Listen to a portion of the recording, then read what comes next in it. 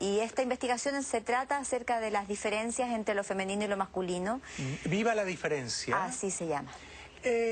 ¿Puedes adelantarnos algo? ¿Cuáles son tus principales hallazgos o reflexiones? A ver, fundamentalmente la investigación, bueno, duró casi 8 años en muchos países del mundo, pretendía encontrar diferencias que no dependieran de la cultura, y bueno, una de las más representativas o más claras es que lo femenino tiende a ser como retentivo, y no digo la mujer, no digo lo femenino, que es distinto en ese concepto, que tiende a retenemos líquidos, celulitis, estreñimiento, estupenda memoria, cosa que a ustedes los hombres no les conviene mucho, pero tenemos...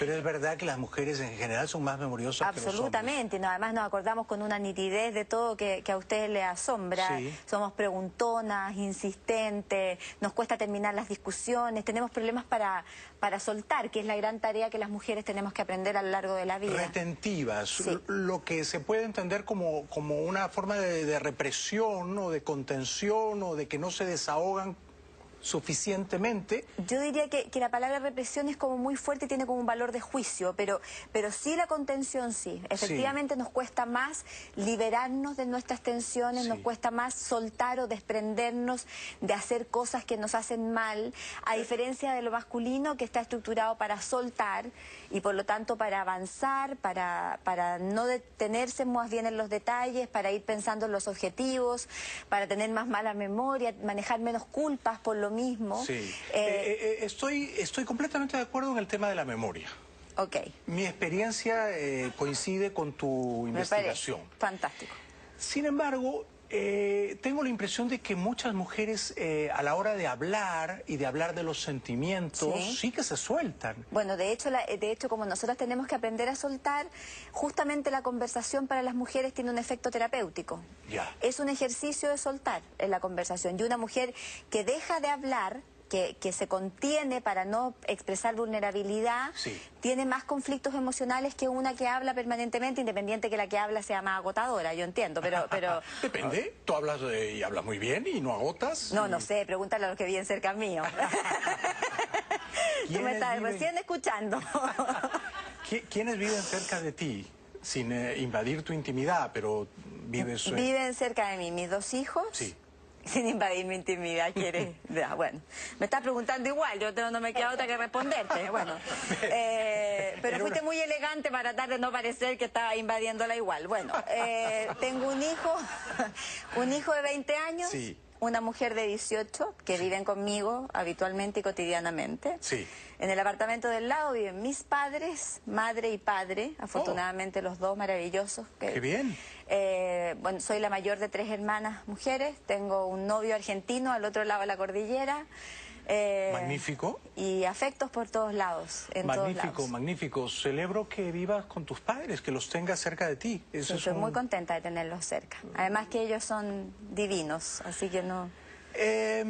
Y cuando has hecho una investigación, ¿de qué manera se practicó la investigación para reunir las diferencias entre hombres y mujeres, Pilar? De cientos de maneras, Jaime. La verdad que fue con encuestas, con talleres, con sondeos, con observación participante. Tuvo todo tipo de metodologías porque duró muchos años. La realicé sola, como pidiendo ayuda primero en Chile y después en otros países.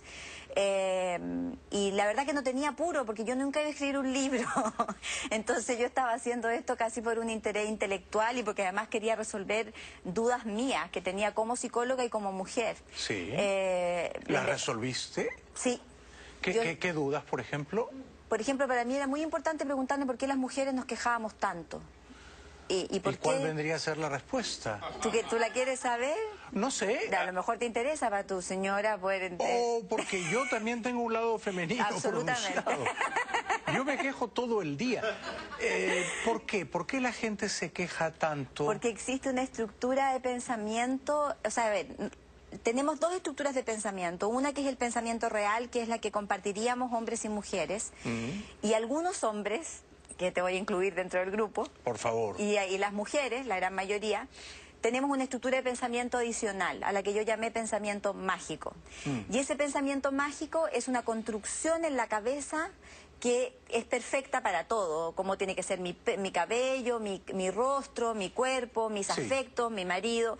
Y cuando yo comparo este mundo real con este mundo mágico, lo que sale hacia afuera en la comunicación es lo que le falta al mundo real para parecerse al mágico. Y eso es la queja. Entonces por eso yo digo que las vacaciones estuvieron fantásticas, pero nos tocaron 2 días nublados. Porque mi concepción de vacaciones es con todos los días despejados. Y así tantas otras ejemplos. Comparando la realidad con un mundo fantasioso. La película imaginaria. Ahora, mientras más placentera sea la realidad de esa mujer, mientras más se haga cargo ella de su propia felicidad y no espere que la hagan feliz, menos construcción de pensamiento mágico existe.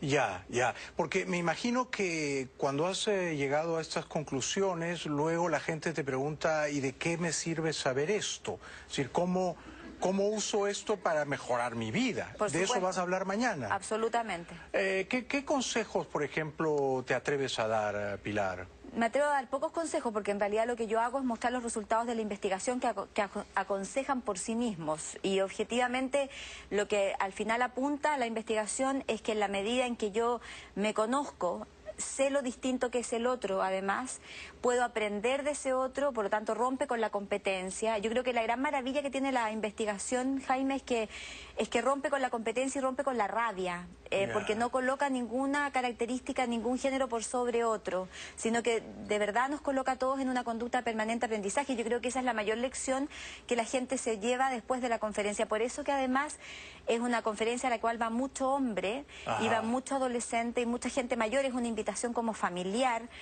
porque genera encuentros, porque pasan cosas cuando la gente escucha los resultados. ¿Tú te has casado alguna vez? Sí, me casé una vez, tuve un matrimonio de 11 años, me separé, después tuve una relación maravillosa de pareja con un hombre que falleció de un cáncer de páncreas. Condolencias. Y después de estar 3 años sola, recién estoy volviendo a amar otra vez. Qué bueno, qué bueno. Y en general, digamos, yo te confieso que tengo cierto escepticismo cuando me hablan de conclusiones atribuibles a todo un género, porque sí, las mujeres son mujeres, pero cada mujer es un universo independiente. Absolutamente, y eso lo muestra la investigación. La investigación no es generalista, sino que más bien, por eso te decía la especificación de que yo estaba hablando de lo femenino y de lo masculino, que es distinto hablar de mujeres y de hombres, y por lo tanto desde ahí cada persona que está escuchando la conferencia recoge en su cabeza lo que de alguna manera le hace sentido con el proceso de crecimiento personal o de autoconocimiento que tenga, digamos. Pero por ejemplo, ¿tú eres más femenina o más masculina? Yo me siento femenina en muchas cosas. ¿Masculina en qué? En la capacidad para separar las cosas. ¿Separar las cosas? Sí. Explícame eso, porque yo Porque en general los hombres tienen la cabeza como dividida en cajones. Y de acuerdo a cómo funcionen o qué hagan, es el cajón que tienen activado y los demás están todos apagados. Y nosotras las mujeres somos como nuestras carteras. Tenemos todo mezclado y además desordenado. Entonces, yo siento que en eso... No conviene la cosa cartera. No, porque es una mezcla... Es como yo agradezco a los fabricantes de carteras porque además se han esforzado en hacernos muchos dispositivos para que nosotros entendamos que hay que dejar las cosas ordenadas, pero no nos va a resultar nunca. Pero es mejor tener cajones. O sea, para mí, por cómo yo funciono y de acuerdo a mi trabajo y por todo lo que tengo que programar en mi cabeza, me conviene haber aprendido esa característica. Creo que la otra cosa masculina que tengo es que en general lo masculino planifica más en objetivos y las mujeres más bien en procesos, en detalles. Si bien yo valoro mucho los detalles, también soy mucho de avanzar, de no quedarme muy pegada en las cosas. Y creo que eso también es otra característica masculina que he ido aprendiendo. Claro, trazarse un objetivo y evaluar las cosas según los resultados.